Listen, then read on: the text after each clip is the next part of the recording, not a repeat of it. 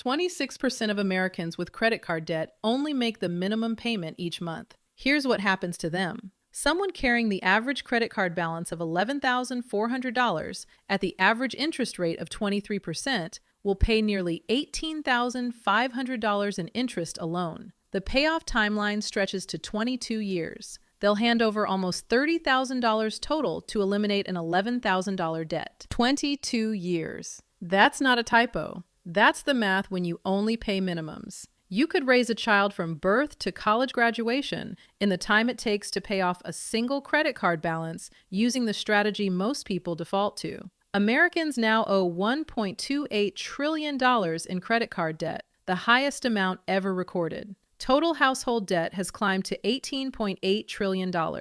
The average household carries over $100,000 in combined debt across mortgages, cars, credit cards, student loans. These numbers are so large, they've lost meaning. They're abstractions that wash over people without registering. So let me make it concrete. If you earn $40,000 a year and carry $8,000 in credit card debt, roughly the average for households in that income bracket, your debt represents 20% of your annual gross income. But you don't take home $40,000. After taxes, you might see $32,000. Now, that $8,000 represents 25% of your actual take-home pay. You're working 1 out of every 4 hours just to service debt you've already accumulated. Not building anything, not saving anything, just treading water against interest charges that compound daily. This video exists because treading water isn't a strategy. Hoping debt will somehow resolve itself isn't a plan. Making minimum payments until you die isn't the only option. I'm going to walk you through the exact system that actually works, backed by research from Harvard Business Review,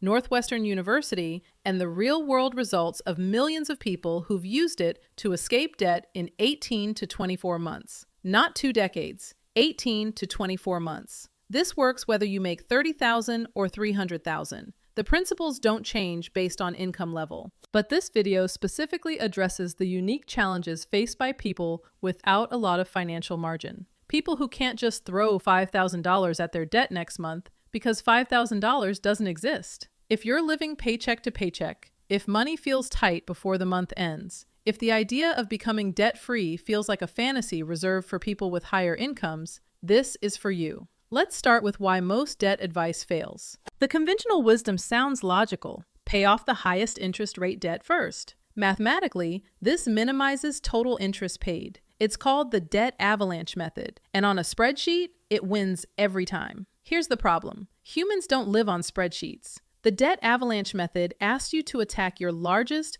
most intimidating debt first, often the one that will take years to eliminate even with aggressive payments. You're supposed to stay motivated while watching a massive balance barely budge month after month. You're supposed to maintain discipline for years without experiencing a single win. Most people don't. They start strong, lose momentum around month 3 or 4, fall back into old patterns, and quit. Researchers at Northwestern's Kellogg School of Management studied this exact phenomenon. They analyzed data from nearly 6,000 people working to pay off debt and found something the spreadsheet nerds didn't expect. The people who paid off small debts first, regardless of interest rate, were significantly more likely to eliminate their entire debt load. Not slightly more likely, significantly. A 2016 Harvard Business Review study confirmed these findings. The researchers discovered that focusing on the smallest balance creates the most powerful psychological effect on a person's sense of progress. That progress perception directly drives motivation to continue. The mathematical optimization of the avalanche method gets overwhelmed by the behavioral reality that humans need wins to keep going. Here's the quote that changed how I think about this. Personal finance is 80% behavior. It's only about 20% head knowledge and math. If math were the answer, nobody with a calculator would have credit card debt. The problem isn't that people can't do arithmetic. The problem is that debt isn't a math problem. It's a behavior problem. The solution has to address behavior, not just numbers. That's why the debt snowball method works when other approaches fail. The debt snowball method is deceptively simple. List your debts from smallest balance to largest balance. Ignore the interest rates. I know that feels wrong, but stay with me. Make minimum payments on everything except the smallest debt. Attack that smallest debt with every extra dollar you can find. When it's gone, take everything you were paying on it and roll it onto the next smallest debt. Repeat until you're debt-free. That's it, 4 steps. Let me walk through exactly how this works with real numbers. Say you have 4 debts. Credit card 1 sits at $500 with a $30 minimum payment. Credit card 2 carries $2,000 with a $60 minimum. Your car loan balance is at $10,000 with a $300 minimum. Student loans total $20,000 with a $200 minimum. Your total minimum payments are $590 monthly. But you've done a budget, more on that later, and found an extra $200 you can throw at debt each month. Your total debt attack budget is $790. Here's what most people would do. Spread that extra $200 across all 4 debts. A little here, a little there. This feels fair and balanced. It's also wrong. With the Snowball method, you pay minimums on the car, student loans, and credit card too. You take the remaining $430, the $30 minimum, plus your extra $200, plus the freed up minimums, and absolutely crush credit card 1. $500 at $430 per month, that debt evaporates in less than 6 weeks.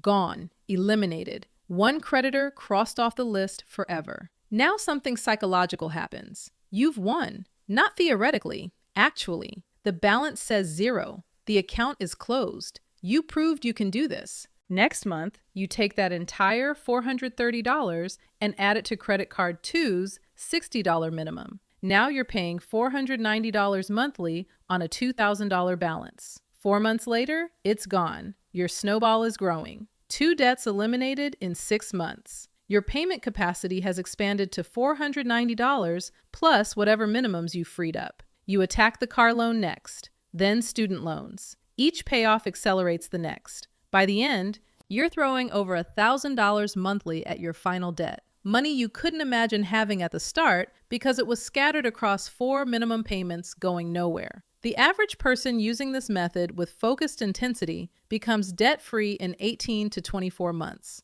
Not decades, months. But wait, the mathematicians protest. You paid more interest than necessary by ignoring the rates. Yes, probably. A few $100s more over the payoff period, depending on your specific debts. Here's my response. Who cares? The slightly suboptimal interest cost is insurance against quitting. The person who pays an extra $200 in interest but actually becomes debt-free beats the person who used the perfect method, lost motivation at month 4, and is still making minimum payments 5 years later. The best debt payoff strategy is the one you'll actually complete. Research says that's the snowball. Real-world results say that's the snowball. The math nerds can argue interest rates, while millions of people are screaming, "I'm debt-free," using this exact method. Let me address one more objection before moving on. Some people ask what happens when 2 debts have the same balance. Pay the one with a higher interest rate first. If balances are identical, interest rate becomes the tiebreaker. But this situation rarely matters because the difference is usually negligible. The core principle never changes. Smallest balance first, regardless of interest rate, until everything is paid. Before you throw a single extra dollar at debt, you need to do something that feels counterintuitive. You need to save a small emergency fund first. I know, you're drowning in debt and I'm telling you to save money. Hear me out. 41% of people with credit card debt say emergency expenses were the primary cause. Car repairs, medical bills, broken appliances, unexpected costs that arrived without warning and went straight onto plastic because there was no cash buffer. If you attack your debt aggressively without an emergency fund, you're one flat tire away from going backwards. You'll make 6 months of progress, then life happens, and you're charging another $1,500 because you have no other option. The psychological damage is devastating. Most people who experience this setback never recover their momentum. So before the snowball begins, accumulate a starter emergency fund. The standard recommendation is $1,000 to $2,000. Not 3 months of expenses, not 6 months. Just a small buffer between you and life's inevitable surprises. This money sits in a separate savings account, not your checking, not mixed with anything else. It's invisible until an actual emergency arises. Not a really good sale emergency, not a my friend's birthday is coming up emergency. Real emergencies. Unexpected car repairs, medical bills, job loss. If you have to use the emergency fund while paying off debt, that's fine. Pause the snowball temporarily, make minimum payments on everything, rebuild the buffer as fast as possible, then resume the debt attack. This isn't failure. It's the system working exactly as designed. Now, the second critical step, you have to face your debt directly. Most people in debt have no idea what they actually owe. They have a vague sense, somewhere around 15,000, maybe 20, but the specific numbers remain fuzzy because looking at them feels painful. This avoidance is understandable, but catastrophic. You cannot fix a problem you refuse to measure. You cannot create a plan for debt you haven't inventoried. The fog of uncertainty makes the situation feel worse than it often is, and it prevents any strategic approach. Here's what I need you to do. Open a notes app, grab paper, create a spreadsheet. Whatever works. Write down every single debt you have, not just credit cards, everything. Credit cards, store cards, medical bills, personal loans, car loans, student loans, money owed to family or friends, collections accounts, payday loans. For each debt, list the creditor name, the current balance, the minimum payment, and the interest rate. Don't skip anything because it's small or embarrassing. That $200 debt you owe your cousin? Write it down. The $400 medical bill in collections? Write it down. The payday loan you took out in desperation 3 months ago? Write it down. Now total it up. Take a breath. Whatever number you're looking at, that's the starting point.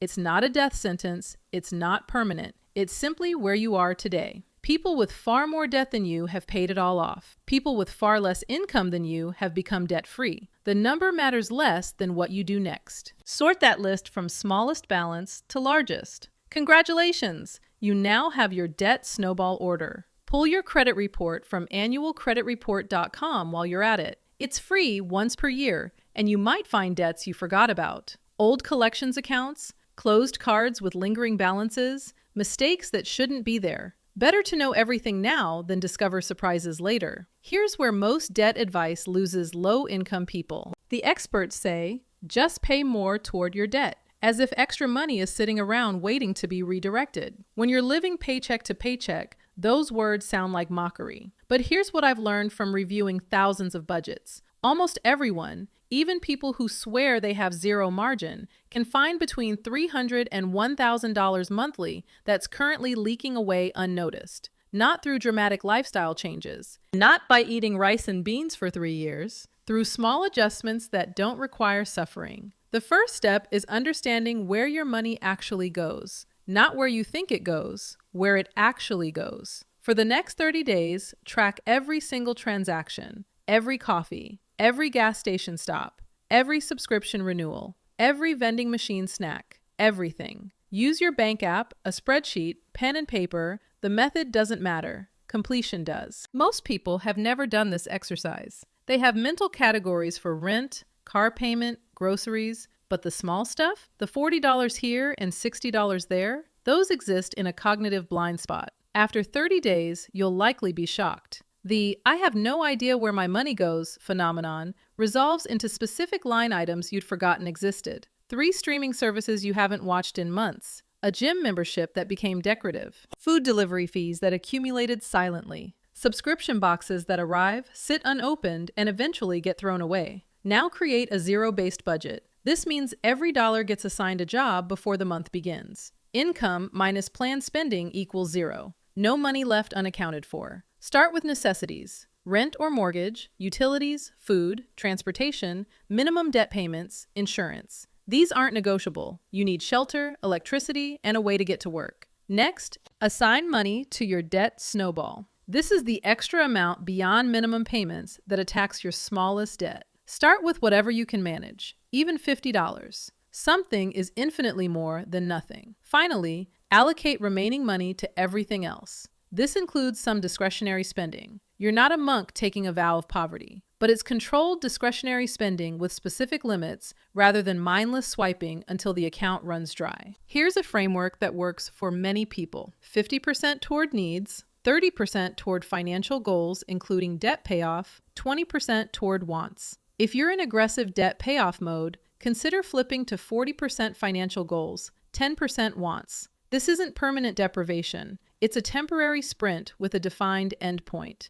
The most important concept is treating your debt payment like a bill, not something that happens with leftover money at month's end, because there's never leftover money. It's a fixed obligation that gets paid before anything discretionary. Put your debt payment at the top of your budget, right under rent and food. When you get paid, that money moves toward debt immediately, not eventually. Some specific places to look for hidden money. Subscriptions. The average American spends over $200 monthly on subscriptions. Many are forgotten, unused, or provide minimal value. Cancel ruthlessly. You can resubscribe when you're debt-free. Food delivery. The convenience fees, service charges, and markups on delivery apps often add 50% or more to meal costs. Cooking at home for a few months frees up substantial cash. Insurance. Call your car and home insurance providers. Tell them you're shopping around for better rates, because you should be. This single phone call often saves hundreds annually. Cell phone. Evaluate whether you need the premium unlimited plan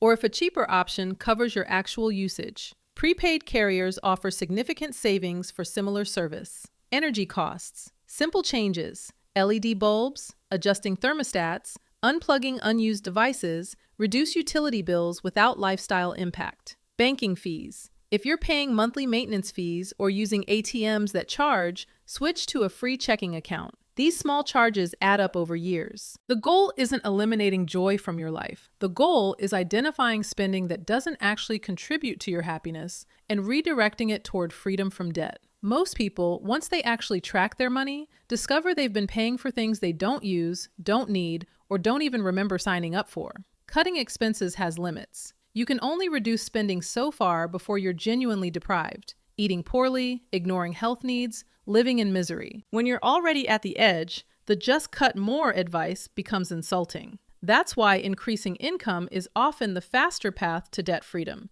especially for people starting from lower earning levels. I'm not talking about finding a new career or going back to school for 3 years. I'm talking about generating extra money this month, next month, the month after. Money that goes directly onto your debt snowball. Every additional dollar earned accelerates your payoff timeline. An extra $500 monthly on a $10,000 debt could cut your payoff time in half. Extra income doesn't just add, it multiplies your progress. Here are approaches that work for people without much time, capital, or specialized skills. Sell things you already own. Walk through your home with fresh eyes. Clothes you haven't worn in a year. Electronics gathering dust. Furniture you don't need. Books you won't reread. Sports equipment from hobbies you abandoned. List them on Facebook Marketplace, Craigslist, OfferUp, or Poshmark depending on the item. Most people are surprised how much sellable value sits in their closets and garages. $500 to $2,000 is achievable for many households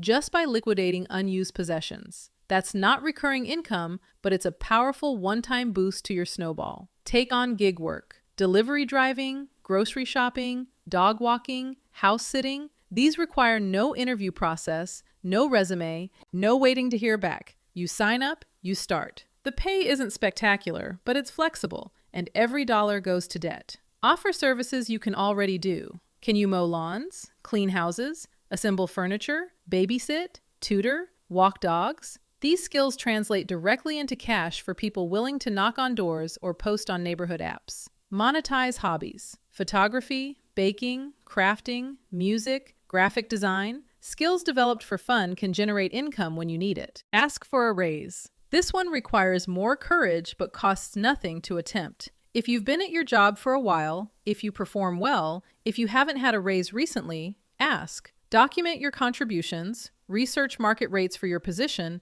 and make the case. The worst outcome is no, which leaves you exactly where you started. But many people who ask receive something. Maybe not everything they wanted, but more than they had. Look for overtime. If your job offers it and you have the energy, extra hours at time and a half stack up fast. Even 5 or 10 extra hours weekly can add several $100s to your monthly debt payment. Consider a second job temporarily. Retail, food service, and warehouse positions often hire quickly. Working evenings or weekends on top of a day job is exhausting, but it's temporary. 18 to 24 months of intensity buys you freedom from debt for the rest of your life. The mindset shift here is crucial. Extra income during debt payoff isn't about improving your lifestyle. Every additional dollar should flow directly to the snowball. The temptation to upgrade your life as income increases is exactly why most people stay broke regardless of how much they earn.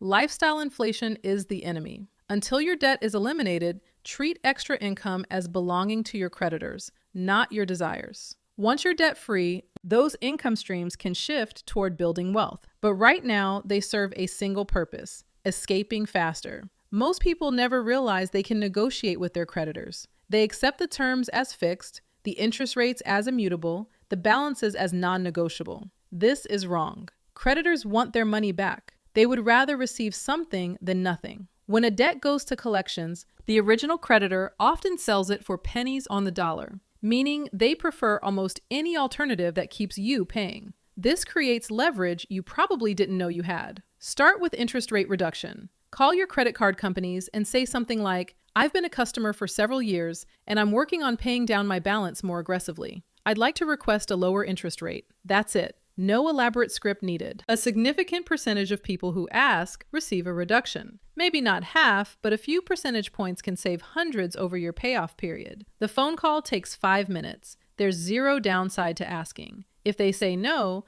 ask if there's anything else they can do: a temporary rate reduction, waived fees, modified terms. Sometimes the first representative can't help, but a supervisor can. For debts already in trouble, late payments, collections notices, accounts you've stopped paying, settlement becomes possible. Creditors will sometimes accept a lump sum that's less than the full balance, especially for old debts. Medical bills are particularly negotiable. Healthcare billing is famously chaotic, and many facilities will reduce bills significantly for patients who ask, offer payment plans with zero interest, or connect you with financial assistance programs you didn't know existed. Call the billing department before a medical debt goes to collections. Explain your financial situation honestly. Ask what options exist for patients who can't pay the full amount. Many hospitals have charity care programs that can reduce or eliminate bills for qualifying individuals. Payday loans are predatory nightmares, but even these can sometimes be negotiated. If you're trapped in a payday loan cycle, contact the lender directly about a payment plan that breaks the cycle. Some states have laws requiring lenders to offer extended payment plans. Old debts and collections operate differently than current accounts. Collection agencies buy debt for a fraction of its face value, sometimes 5 to 10 cents per dollar. This means they're profitable, accepting far less than the original balance. If you have cash available, you can often settle collection accounts for significantly less than the full amount. Get any agreement in writing before paying, and understand how the settlement might affect your credit report and taxes. Forgiven debt over $600 is generally taxable income. A word of caution: don't pay collection agencies anything without understanding the implications. In some states, making a payment on an old debt restarts the statute of limitations, giving collectors extended time to sue. Research your specific situation or consult a nonprofit credit counselor before engaging with collectors. Speaking of which, nonprofit credit counseling agencies exist to help people exactly like you. Not-for-profit debt relief companies that charge thousands in fees. Nonprofit organizations like the National Foundation for Credit Counseling offer free or low-cost guidance. They can review your situation, suggest appropriate strategies, and sometimes negotiate with creditors on your behalf. If you're feeling overwhelmed, this is a legitimate resource that won't exploit your vulnerability. The debt industry is full of traps marketed as solutions. Desperate people make easy targets, and companies have built fortunes selling false hope to those struggling financially. Let me walk you through the approaches that sound appealing, but often make things worse. Debt consolidation loans are heavily advertised as simplification and savings. Combine your debts into one payment, lower your interest rate, finally get control. Here's the reality: you're taking out new debt to pay off old debt. The balances don't shrink, they just move. The fundamental problem, spending patterns, lack of emergency fund, no budget, remains unaddressed. And now you've freed up credit card space that's incredibly tempting to fill again. I've watched countless people consolidate their credit card debt, feel a brief sense of relief, then gradually charge those cards back up while still paying the consolidation loan. They end up with more debt than when they started. Consolidation makes sense in very limited circumstances. If you have a massive debt load that will take many years to pay, and if you're certain the underlying behaviors have changed. For most people trying to pay off debt quickly, it's shuffling deck chairs while the ship sinks. Balance transfers follow similar logic. Yes, moving debt to a 0% promotional card can save interest, but the promotional period ends. If the balance isn't paid by then, you're hit with deferred interest that can exceed what you would have paid under the original terms. And again, the freed up credit becomes a temptation. Balance transfers can work as a tool within a larger strategy, but they're not a strategy themselves. Too many people treat them as a solution when they're actually just a pause button. Debt relief companies, especially the for-profit ones advertising heavily on TV and radio, often cause more harm than help. Their standard approach involves having you stop paying creditors while they negotiate on your behalf. They charge significant fees, your credit score tanks, some creditors sue before any settlement is reached. The promised savings often fail to materialize. If you're considering this route, at least consult a nonprofit credit counseling agency first. They can tell you whether your situation actually warrants debt relief services or whether simpler approaches would work better. 401k loans and early retirement withdrawals are particularly destructive. Raiding retirement accounts to pay off debt costs you far more than the debt itself when you factor in taxes, penalties, and lost compound growth. A $10,000 withdrawal at age 35 costs you not just $10,000, it costs the $40,000 or more that money would have grown to by retirement, plus immediate penalties, plus taxes. You're mortgaging your future self-security to solve a problem that has better solutions. Borrowing from family can work if the relationship is healthy and terms are clear. But mixing family and money creates relationship strain that often exceeds the financial benefit. If you go this route, treat it with the same formality as a bank loan: written terms, defined payments, accountability. The through line in all these traps: they try to make debt easier rather than actually eliminating it. They focus on symptoms rather than causes. They provide relief without requiring change. The debt snowball works because it addresses the behavioral roots of debt. It builds new habits. It creates momentum through wins. It changes your relationship with money rather than just shuffling balances around. Paying off debt takes time. Even with intensity and focus, 18 to 24 months feels like forever when you're in the middle of it. The biggest enemy isn't math or interest rates. It's the voice in your head that says, this isn't working, that you can't do it, that maybe you should just give up. Everyone hits walls during debt payoff, moments when the balance seems stuck. Months when unexpected expenses feel like personal attacks from the universe. Periods when friends are vacationing and you're eating homemade lunches at your desk, wondering if this sacrifice is worth it. Here's what I need you to understand. These moments don't mean you're failing. They mean you're human. The people who succeed aren't the ones who never struggle. They're the ones who keep going despite the struggle. Some tactical approaches for staying in the fight. Make your goal visible. Print your debt list and put it somewhere you'll see daily. Create a visual tracker,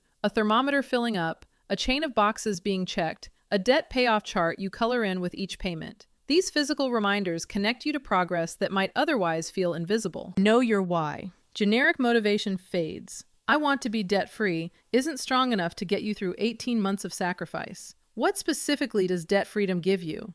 The ability to be present for your kids instead of stressed about bills? Freedom to quit a job you hate? The chance to actually save for retirement? Peace at night instead of anxiety. Write your why down. Revisit it when momentum flags. Celebrate small wins without sabotaging progress. Paid off your first debt? You don't need to go buy a new TV, but you can have a nice dinner, take a day trip, do something that acknowledges the accomplishment without adding to your balance. Find community. Surrounding yourself with people who think debt is normal, who spend freely, who mock your choices, that's swimming against the current while anchored. Look for people working toward the same goals. Online communities, local financial classes, friends who share your values. When someone in your life pays off a debt, celebrate with them. When you hit a milestone, tell people who will genuinely care. Shared journey is easier journey. Don't compare yourself to others. Social media showcases the highlight reel. Vacations, new cars, expensive dinners. What you don't see, the debt behind those images, the stress hidden behind smiles, the financial chaos funding the appearance of success. Focus on your own race. Where you started is irrelevant. What others are doing doesn't change your math. The only comparison that matters is you today versus you yesterday. When you mess up, and you will, don't quit. A bad spending month doesn't erase previous progress. An emergency that depletes your fund doesn't mean the system failed. These are bumps, not cliffs. Learn whatever lesson the setback offers, adjust, and continue forward. The only real failure is stopping entirely. Congratulations, you did it. The debt is gone. Zero balances across the board. No more minimum payments, no more interest charges, no more creditors. Now what? This moment is both triumphant and dangerous. Many people celebrate by immediately spending, filling the void where debt used to live, gradually sliding back into the exact patterns that trapped them before. Within a few years, they're right back where they started, or worse. Staying debt-free requires maintaining the habits that got you here while redirecting that energy toward building wealth. First, finish what you started with emergencies. Your starter emergency fund protected you during payoff. Now, expand it to 3 to 6 months of essential expenses. This fully funded emergency fund means you'll never need credit cards to handle unexpected costs. Cars break, medical bills arrive, jobs disappear. When you have 6 months of expenses saved, these events become inconveniences rather than crises. Second, build wealth using the same intensity you applied to debt. That several $100s you were throwing at debt each month, it doesn't disappear into lifestyle inflation. It redirects toward retirement accounts, investments, savings for major purchases. The same behaviors that eliminated debt will build wealth. Budgeting, living below your means, attacking financial goals with focus, these don't end when the debt does. They're not temporary restrictions to be abandoned when the crisis passes. They're life skills that separate people who accumulate wealth from people who struggle regardless of income. Third, use credit cards only if you can pay in full every month. Credit cards aren't inherently evil. Used correctly, meaning paid off completely before interest accrues, they offer convenience, protection, and rewards without cost. But this requires honesty about your relationship with credit. If you've historically struggled with credit card debt, if the card in your wallet becomes permission to overspend, if "I'll pay it off next month" is a lie you tell yourself, then cards aren't for you. Use debit, use cash. Remove the tool that enables the behavior you're trying to prevent. Fourth, watch for lifestyle creep. As income increases over your career, the temptation grows to spend the increases rather than save them. A bigger house, a nicer car, more expensive vacations. Each raise gets absorbed by expanded lifestyle rather than building wealth. This is why people earn more and more, but never feel financially secure. Their lifestyle expands to match their income, leaving them perpetually at the edge, regardless of how much they make. Fight this actively. When you get a raise, save at least half before adjusting your lifestyle. Continue living below your means, even as your means expand. Fifth, teach others. The knowledge you've gained, budgeting, debt snowball, behavioral finance, isn't common. Most people stumble through their financial lives without understanding basic principles that would help them. Share what you've learned. Help your kids develop financial literacy from the start. Support friends who are struggling with the same challenges you overcame. The skills you've built can change lives beyond your own. Let me tell you what happens when you're debt-free. You stop checking your bank balance with dread. The pit in your stomach when bills arrive disappears. The anxiety that hummed constantly in the background, so constant you stop noticing it, goes quiet. You have options. The job you hate but tolerate because of the paycheck, you can leave. The dreams you postponed because there was never money, they become possible. The generosity you wanted to show but couldn't afford, it's available. This isn't about becoming rich. Plenty of high-income people are drowning in debt while modest earners build substantial wealth. It's about owning your life instead of renting it from creditors. It's about every dollar you earn being yours rather than already claimed by past decisions. The debt snowball works. Not because it's mathematically perfect, not because it's the fastest possible path on a spreadsheet, because it aligns with how humans actually behave, how motivation actually functions, how progress actually feels. Researchers have studied it, millions have lived it. The method is proven. What remains is execution. Listing your debts, building the emergency fund, creating the budget, finding extra money, making the payments, celebrating the wins, staying in the fight when it gets hard. Nobody else can do this for you. No magic solution will eliminate debt overnight. No government program, no inheritance, no lottery ticket is coming to save you. But you don't need saving from outside. You have everything required right now. The same income that feels insufficient can become the foundation for debt freedom. The same situation that feels hopeless can transform into a story of triumph. 12 months from now, you'll exist either way. 24 months from now, the time will have passed regardless. The only question is whether you'll be closer to freedom or still stuck in the same place. The math is secondary. The behavior is everything. The debt snowball works. Now you have to work it.